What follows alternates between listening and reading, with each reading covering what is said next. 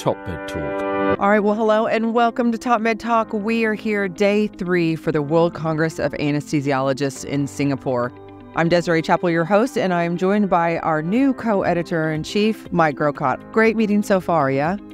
Really good. Really enjoyed it. I've just been moderating some posters, some really very cool work from around the world. Yeah, every single person I've talked to about the posters that have said, and when they've been doing the moderating, have enjoyed it thoroughly and hearing and learning about what's happening around the world.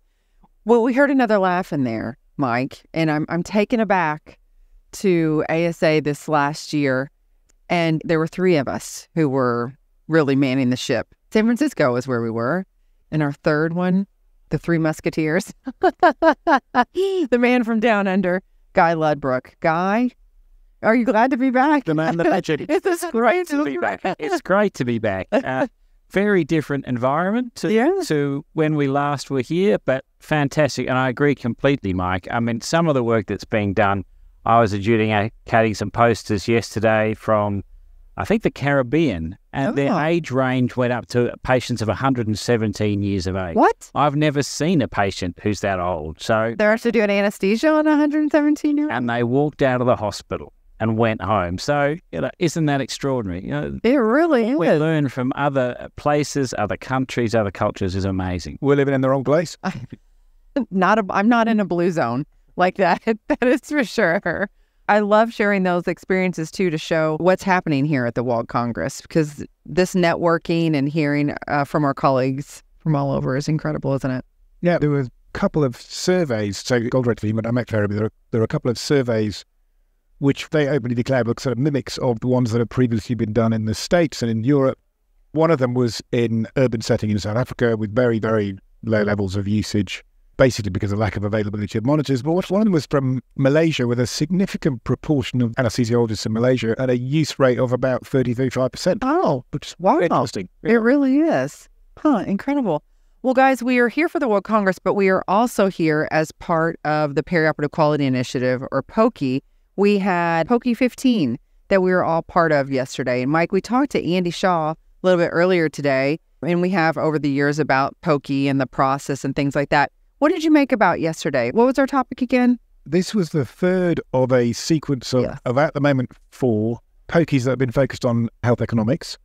And the overall title is Perioperative Health Economics, Quality and Value. So it's not just about the money, it's about understanding how the money can provide benefit to patients. And we kicked off in Ireland last September, just before the Dingle meeting, and we had a 2-day meeting then, really covering the basic concepts and principles.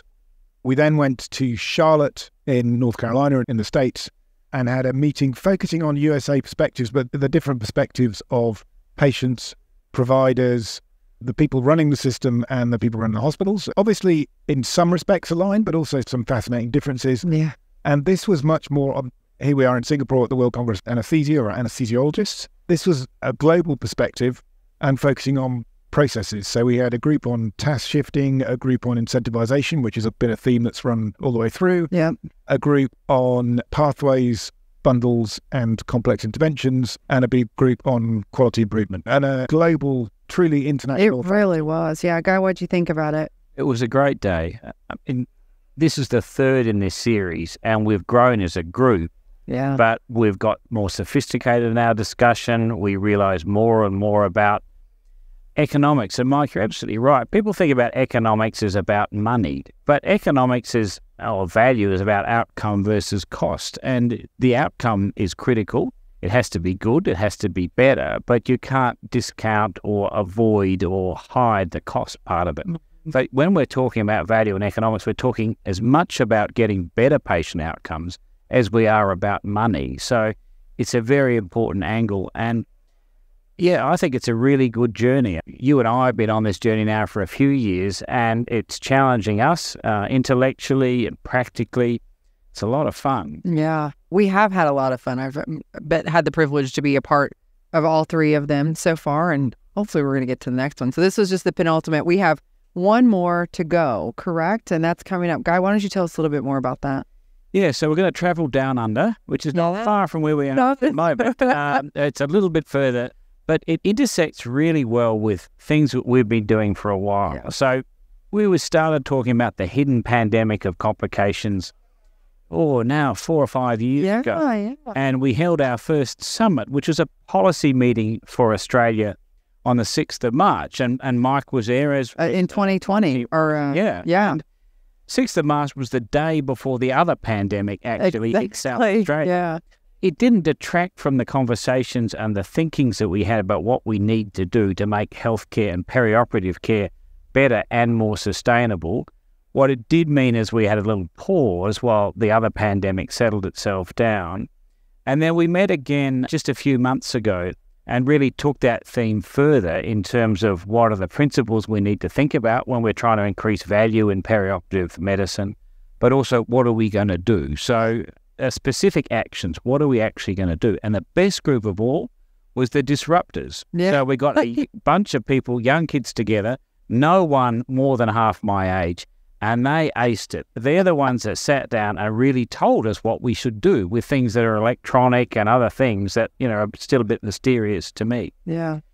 But moving on, we're now going to put POQI alongside the summit, alongside the Australia-New Zealand College of Anaesthesists Perioperative Medicine Special Interest Group meeting to try to pull them all together, because it just brings international thinking together with policy and economists, but it puts alongside hundreds of clinicians. Yeah. And that's really important, because I don't know about you, but sitting down face to face, chewing the fat is a great way to get things done. And both sort of in a formal setting and an informal setting, we recognise that we are the same. We have the same interests actually, and we have the same focus. So we're really excited about pulling a really big meeting together in November to get all those different stakeholders in one place at one time. Yeah, that's phenomenal. It's going to be a wonderful merging of all of those different things. Now, very Australian focused, but seems like there's a lot to learn from that for, all of us from around the world. Look, I think we've got a lot to learn from each other. Mm-hmm. I've been very much taken by some of the conversations in the last day or two around the fact that very much user pays. So from the UK and a lot of the Australian perspective, there is universal healthcare, which is nominally free. There are other systems as well, but there is universal access. But many other places have to pay, literally. And of course, that whole value proposition becomes critical. What am I spending my money on? What am I going to get? What are my choices? And how do I decide? And that's what I think we really need to help people with, because it's a bit mysterious, isn't it? We have code and special knowledge. How do we share that with our clients? Absolutely, yeah.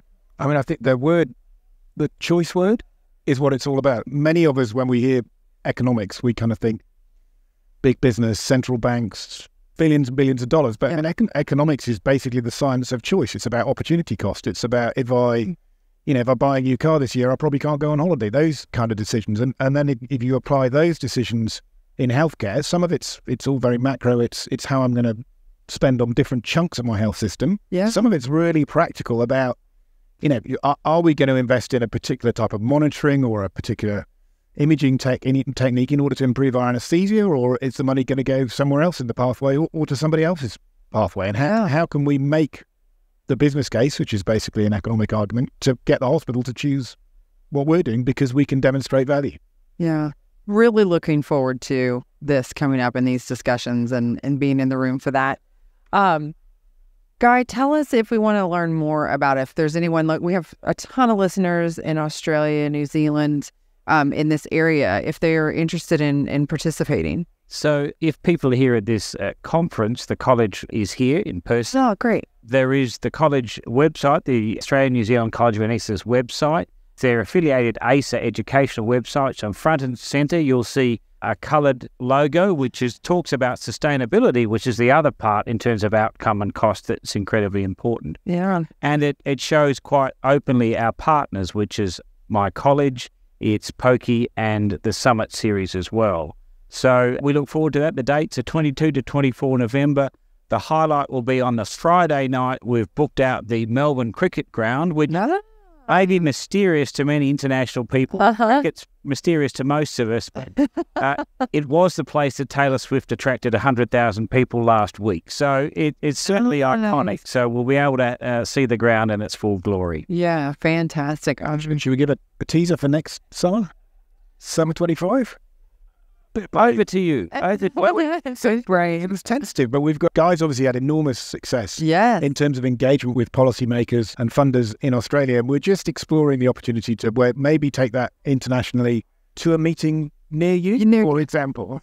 For example. I'm not going to say any more. I'm sure we'll come back to it on... we will absolutely come back to that on TopMedTalk. 12,000-mile trek north. I think it'll be a lot of fun. It will be a lot of fun. Well, gentlemen, congratulations on all the work that you have done so far, that you've put into this. That idea that was so many years ago seems it's really coming to fruition, and there's a lot to be learned and a lot to be shared. Well, thank you. Thank you for all your input on the series. There's a core group of us who've been through all three of them, and it's been a really fascinating conversation. Yeah, it has. And the evolution of it has been really cool. So, all right. Well, thanks you guys for sitting down, and thank you for listening to TopMedTalk. You know, you can always find us on social, LinkedIn, Facebook, X. We are there. YouTube, a new platform for us. It's actually going pretty well. So if you head over to YouTube and you get any other content there, check out TopMedTalk as well. Subscribe.